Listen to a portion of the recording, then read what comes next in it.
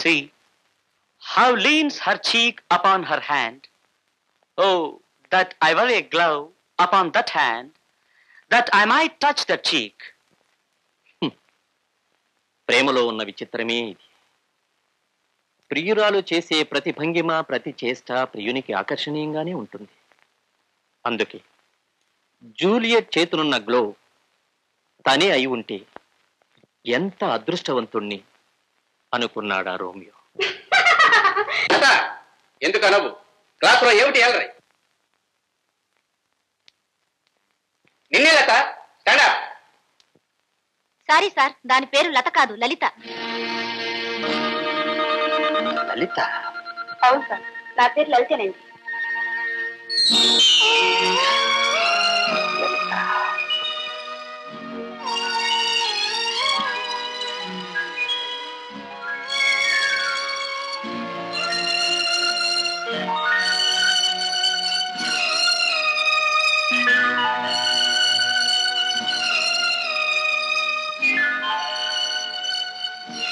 I'm sorry, నా మనసు ఏం బాగుండలేదు.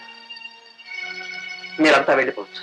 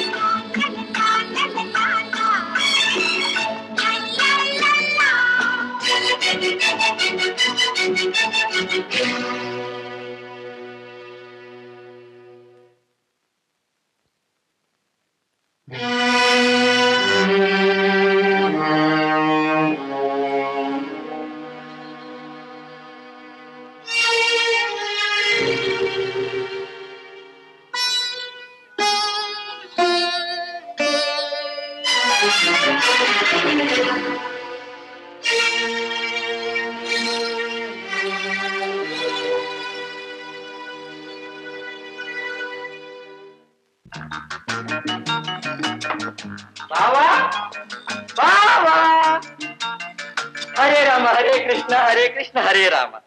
ఎప్పుడు వచ్చారు? ఊళ్ళో అంతా బాగున్నారా? అందరూ బాగున్నారు, మేమిద్దరం తప్ప. మా నాన్న జగమండి, దీనమ్మ సిక్కండి. వాళ్ళిద్దరి మొండితనంలో మేమిద్దరం ఎండిపోతున్నాం. లాభం లేదని వేరే కాపురానికి ఇక్కడికి వచ్చేసాం. బావా, మీ కాలేజీలో ఏదైనా ఉద్యోగం ఖాళీగా ఉందా? ప్రొఫెసర్ ఉద్యోగం కాదులే. నువ్వు చదివిన చదువుకి ఎక్కడైనా ఆ ఉద్యోగం దొరుకుతుందా? సరే సరే, లైబ్రరీలో ఏదో ఉద్యోగం ఖాళీగా ఉన్నట్టుంది. ఎందుకైనా మంచిది కాలేజీకి వస్తారు. ఏ అన్నయ్య, ఇదేనా రావడం? అవునమ్మా, ఆవురు అంటూ వచ్చేసాం. సరే, మీరు మాట్లాడుతూ ఉండండి, నేను కాలేజీకి వెళ్ళొస్తాను. రామా, మీ ఇద్దరు చూడటానికి చిలకా గోరింకల్లా ఉన్నారు. చలా, ఈ చిలకా గోరింకలకి ఇంకొక బుడతడు తోడవుతున్నాడు. రమ తల్లి కాబోతోంది. కుమ్మాయ్ కుమ్మాయ్. అలాగా?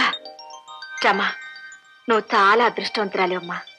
వదినా, ఏం అదృష్టమో ఏమిటో, మీ అన్నయ్య పోరు పడలేకుండా ఉన్నాను. చూసారుగా నా ఈ వేషం. ఈయన తృప్తి కోసం ఇట్లా తయారయ్యాను. అవును మరి, బస్తీ కాపురానికి వచ్చి పల్లెటూరు బయసులాగా లంగాలు ఓణీలు వేసుకుంటావటే నాజుగ్గా నైస్ గా సినిమా స్టార్ లో ఉండాలి. గాని ఈ డ్రెస్సులో నువ్వు నా కళ్ళకి ఎలా ఉన్నావో తెలుసా? అప్సరసలాగా ఉన్నావు. భర్తకు నచ్చినట్లు ముస్తాబయ్యేదే భార్య. అవును రమా, భర్తకు నచ్చినట్టు ముస్తాబయ్యేదే భార్య. భోజనాలకు రండి.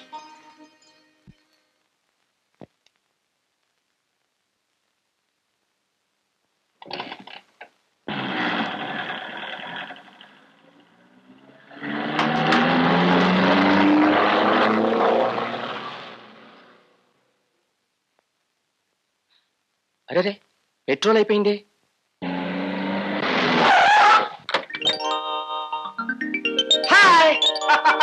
రాము, ఏమిట్రా నువ్వు ఈ ఊళ్ళోనే ఉంటున్నావా? అవునరా, ఇండియన్ ఆయిల్ కంపెనీలో ఇంజనీర్ గా పనిచేస్తున్నాను. నిన్ననే డ్యూటీలో జాయిన్ అయ్యాను. అవును, నువ్వేం చేస్తున్నావు? లెక్చరర్ ఉద్యోగం. కాలేజీకి పోతుంటే దారిలో పెట్రోల్ అయిపోయింది. అది ఒక అందుకు మంచిదే అయింది. ఈ విధంగానైనా నేను చూడగలిగాను. ఓహో, పెట్రోల్ అయిపోయిందా? ఇండియన్ ఆయిల్ కంపెనీ ఇంజనీర్ ని మన దగ్గర పెట్రోల్ కరువు ఏమిటి? ఉండి తెస్తాను.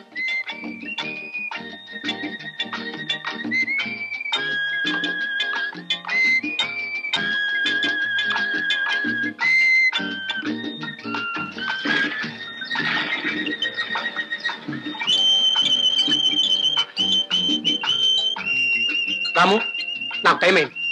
ఇదిగో మా ఆఫీస్ కార్డ్. ఫోన్ చేయి, కలుసుకుందాం. Thank you. See you. Thank you.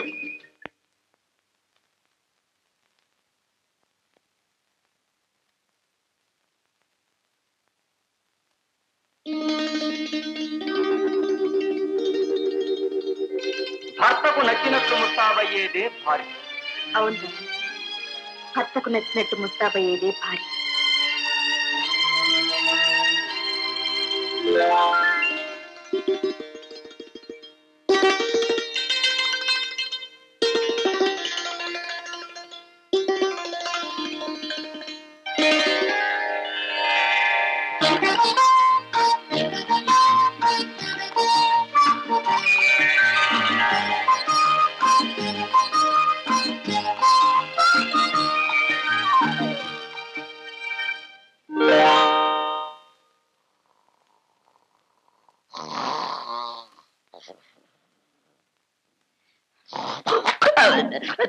ఇక్కడ కూర్చుని కునికి పాటలు పడే బదులు ఆ పాటలే కొంపకొచ్చి పడకూడదు.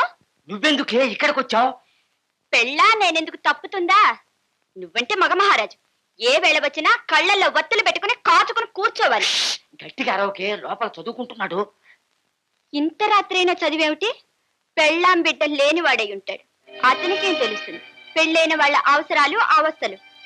అవునులే, అటువంటి వాళ్ళకి చదువు తప్ప మరేం తెలుస్తుంది?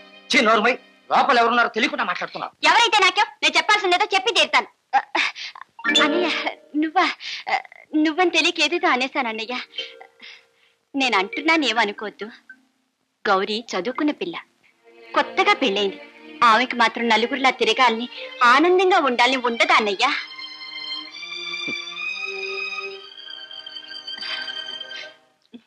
ఏమిటి నీ ఉపన్యాసం? ఏ నేనన్నా తప్ప? తప్పో ఒప్పో పెద్దవాళ్ళతో అలా మాట్లాడకూడదు.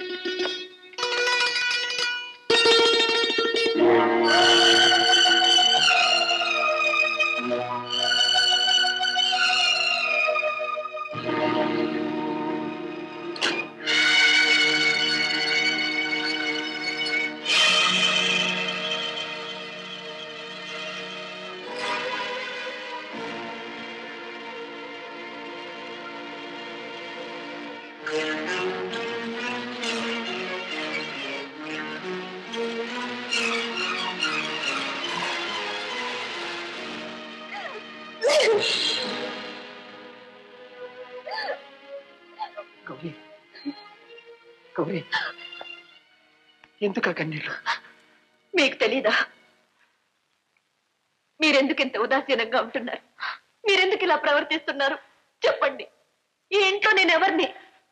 యజమానురాలివి. అంతేనా? ఇంకేమీ కానా? ఎవరికి కావాలి యాజమాన్యం? ఎవరు కోరుకున్నారు ఈ రాణివాసం? అవేవి నాకు అక్కర్లేదండి. కనికరించి నేను ఒక మనిషినని, నన్ను ఒక మనిషిలా చూడమని ప్రార్థిస్తున్నానండి. ఈ జన్మకు అదే చాలు. చూడండి, నా అన్న వాళ్ళందరినీ విడిచిపెట్టి మీ పాదాల దగ్గర చేరానండి. మీరు తప్ప నాకు వేరే దిక్కేవారండి. గౌరీ, నీకు ఇంట్లో ఏం తక్కువ? ఒకవేళ నీ మనసు నొప్పించానా? అది నా నోటితోనే చెప్పాలా? నేనెప్పుడు కనపడ్డా మూగునవ్వు పట్టినట్టు నాతో మాట్లాడకుండా తల వంచుకుని వెళ్ళిపోతుంటే నా మనసు ఎంత బాధపడుతుందో ఒక్కసారైనా ఊహించారా? మాట్లాడండి, తప్పైతే తిట్టండి. కనీసం మీ మాటలన్నా విని మిమ్మల్ని అర్థం చేసుకుంటాను. దానివల్ల నాకు మనశ్శాంతి కలుగుతుంది. మాట్లాడండి, ఇప్పుడైనా మాట్లాడండి. ఏం మాట్లాడాలి? ఏ మీకు భావాలు లేవా? భాష రాదా? ఉదయం నుంచి సాయంకాలం వరకు మీ స్నేహితులు, బంధువులు, లెక్చరర్లు, విద్యార్థులు ఇంతమందితో మాట్లాడతారే, నాతో మాట్లాడటానికి వచ్చింది. కనికరించి మాట్లాడండి. చూడండి, మీరు నాతో ఇలాగే మాట్లాడకుండా ఉంటే కొన్నాళ్ళకు నేను మూగదాన్ని అయిపోతానండి. నేను నిస్సహాయండి గౌరీ. నీ మీద జాలి చూపించడం కంటే నేనేమీ చేయలేదు. ఏమిటి, నా మీద జాలి చూపిస్తున్నారా? వద్దండి. ఈ సృష్టిలో విలువంటూ లేనిది ఏదైనా ఉందంటే అదొక జాలేనండి. ఆ విలువ లేని కనికరం, జాలి, సానుభూతి నాకు అక్కర్లేదండి. నాకు కావాల్సింది మీ ప్రేమ, మీ అనురాగం, మీ ఆప్యాయత. చెప్పండి, దీనికైనా సమాధానం చెప్పండి. గౌరీ, నీ ఆరోగ్యం బాగున్నట్లేదు. 4 రోజుల పాటు మీ పుట్టింటికి వెళ్తా. నేను పుట్టింటికి వెళ్ళాలా? అంటే నన్ను మళ్ళీ మా పుట్టింటికి పంపించాలిగా మీ ఉద్దేశం? నా ఉద్దేశం అది కాదు గౌరీ. నువ్వు అక్కడికి వెళ్తే 4 రోజుల పాటు విశ్రాంతి దొరుకుతుంది. ఇది నా ఇల్లు, మీరు నా వారు. మంచో చెడో మీ నీడన పడి ఉండడమే నాకు క్షేమం. మీ ప్రేమ, ఆదరణ నావి. అవి పొందకుండా ఎవరి పక్కన పడుంటే క్రమ నాకేం పట్టలేదు. ఏమైనా సరే నేను ఇంట్లో నుంచి వెళ్ళను.